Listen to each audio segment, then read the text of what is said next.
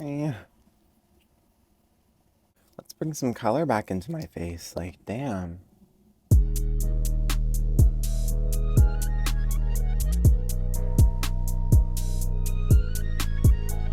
Hi, guys.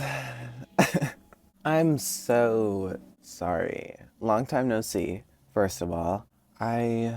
Oh, there's a stink bag. My apologies for not uploading last week. I feel like no one cared or noticed, but I feel personally bad for that. So I just want to come on here and say I'm so sorry for my absence. Today I woke up and I was like, there is. Okay, well, for some time now, I've been feeling kind of ungrounded, if you will. I've been feeling kind of delusional, kind of in the clouds, kind of spacey, kind of like I don't have a good grip on my life. And I was like really analyzing and trying to figure out why the fuck that was happening. And I realized pretty quickly, actually, that I haven't stuck to a good morning routine in quite some time. It's been some time. And then I was like, oh, that makes a lot of sense why I feel the way I do, because last time I felt really grounded and like I had a good grip on my life was when I had a good morning routine going for me. And then I was like really analyzing about it. And I'm like, having a good morning routine is really beneficial for one's mental health, mine included. And so today I want to just like ramble about how much of an advocate I am for a good ass morning routine and just how important it is to start your days off slow if you're that kind of person. If you're the type of person, hello, if you are the type of person that needs to take your day slower or start your mornings, start your days onto off of us. Hello? If you're the type of person that needs to start their day on a slower, calmer note so that you can go out in the world and be fucking crazy or whatever, then this video is for you. Because I'm the same way. When I start my days off on a slower note, I tend to feel more rejuvenated because I feel like after you wake up, there's still a part of, obviously this is so obvious, but after you wake up, there's a part of your body that, or most of your body is still asleep. So for some, the way to acclimate your body to a new day would to just be get up and like do something crazy, just get your body going, go crazy. But I'm not that type of person. For me, I need to take shit slowly and I need to slowly wake my body up, slowly have a good thing going for me. And it helps me particularly with is that the right grammar? It helps me specifically with feeling some sort of grounded structure. Oh, my voice. Grounded. It helps me feel some sort of grounded structure, some sort of control, because I am starting my day on my terms and I'm not immediately waking up and going here, going there, going everywhere and doing everything. I noticed that some of my worst depressive episodes in life happen when my sleep schedule is actually fucking whack. And I remember reading like a long ass time ago, like maybe sometime earlier this sometime earlier this year, I remember reading this thing or I saw a TikTok, I don't remember which it was, probably the TikTok, about how having a morning routine is really good for your mental health and how it can help prevent depression. And I was like, that's fucking bullshit. Like, that's not true at all. Then I hit this wall on my own terms where I was like, I want to start waking up earlier. And so I did. I started waking up earlier and having like a set routine where I wasn't sleeping in until 1 or 2 p.m. every day, staying up until 4 to 7 a.m., 4 to 6 a.m. every single night, or I guess morning, but I reached a point where I was basically nocturnal. And yes, it's true. The rumors are true. I am a night owl. I am always up at night. No matter how early I wake up, I'll still find myself awake past 12 a.m. I don't know why or how. I could literally wake up at 4 a.m. and go to bed at 1. I don't know what the tea is there, but my body just can't do it. Regardless, I wanted to try it, and so I did. And then I haven't, knock on wood, but I haven't really had a huge depressive episode since.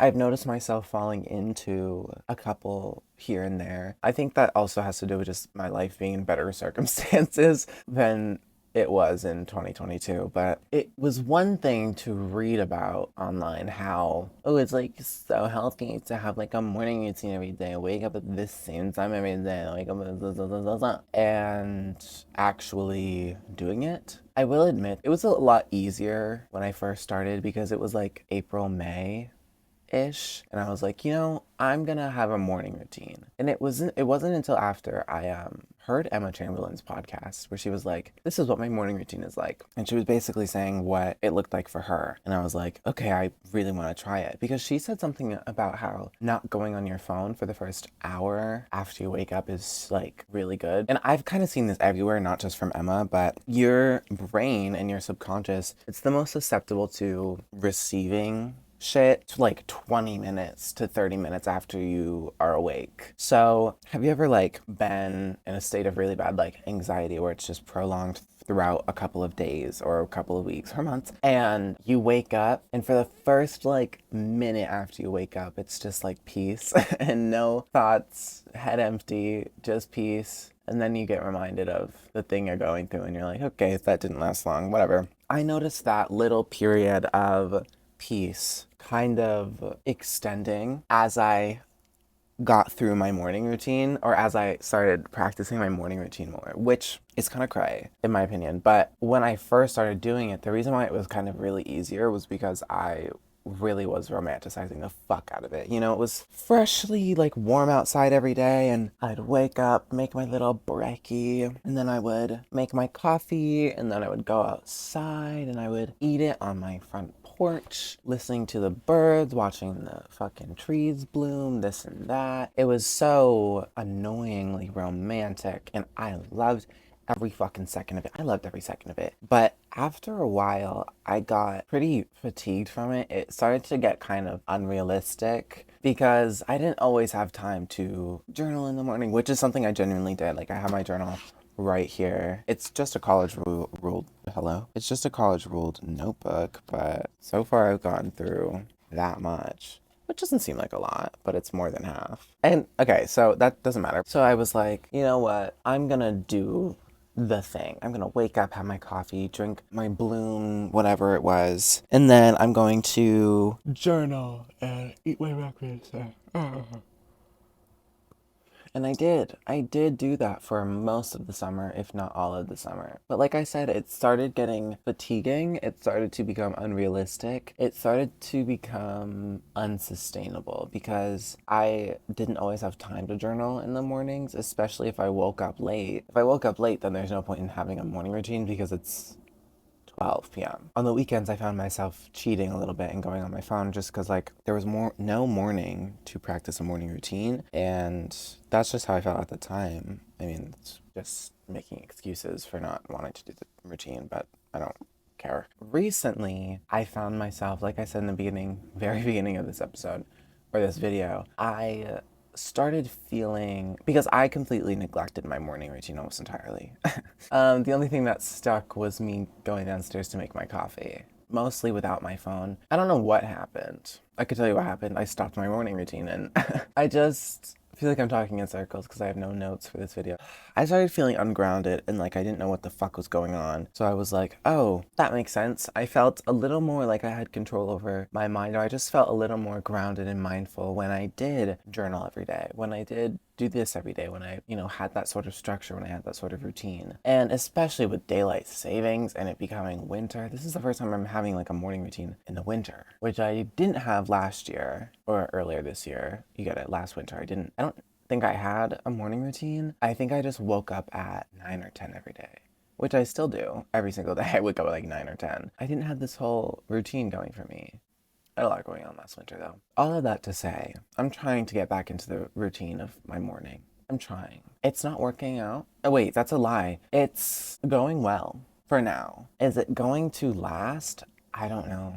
Who's to say? I'm still in a period of trial and error. I'm still trying to see what works for me as my schedule gets busier, as my life gets busier, as more people start entering my life, as more people start leaving my life. Not that you get it. Just as I go through phases and as life ebbs and flows, it's just all about trial and error and seeing what works for you. What works for you? because not everyone can be the fitness influencer that like wakes up at like 5 a.m. every day, wakes up and drinks their coffee and their energy drink, and then they have breakfast and they go to gym and they have their workout class and then they come back home and they shower. Not everyone can fucking do that. I can't do that. Lord knows I can't do that. I am far from a morning person. I really wanted to be. And that's where I feel like it wasn't sustainable. I wanted so badly to be a morning routine person. No, morning person. I wanted to be a morning person because there is something so romantic about. Emma Chamberlain describes this perfectly. I'm just like blowing compliment up her ass this whole video, but like she does explain it perfectly where it's like there's something so romantic about the stillness and the calmness of the mornings. And I'm gonna have to agree. Seeing the light like shine through the windows in ways that you aren't used to seeing is really refreshing and provides just the right kind of like switch up to your life that you might need. So I do recommend having some sort of morning routine. I do, because it's super beneficial for structure purposes and for mindfulness purposes.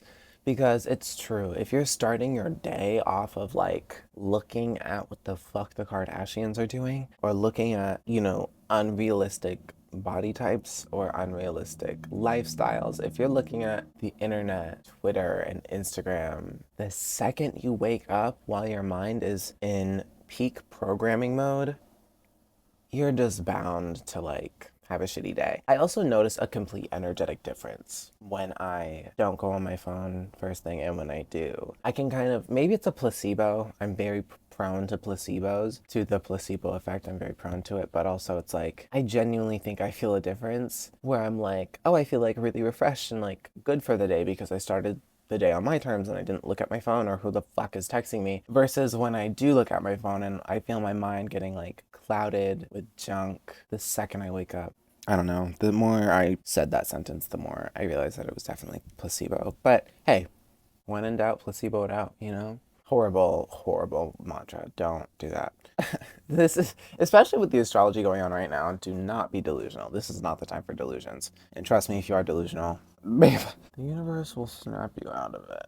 Snap you the fuck out of it. That's all I have for today. I feel like it was one of my more cohesive, non-outlined or templated or scripted videos, which is great. I hope you liked it. I hope I inspired you to start a morning routine if that's your thing. If you have been feeling like you want to do like a little morning routine, morning little something, this is your sign. If you are like, fuck that, cool. Do what works for you.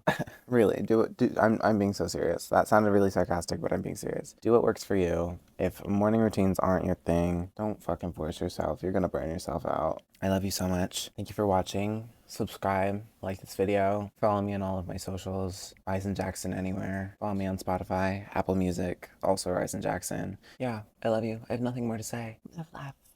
Love. The lip oil I used was the Ariana Grande REM Beauty lip oil in the lavender one. Okay, I have to go. My heat has been off, so it's not in the background, but I'm fucking freezing and I have to go.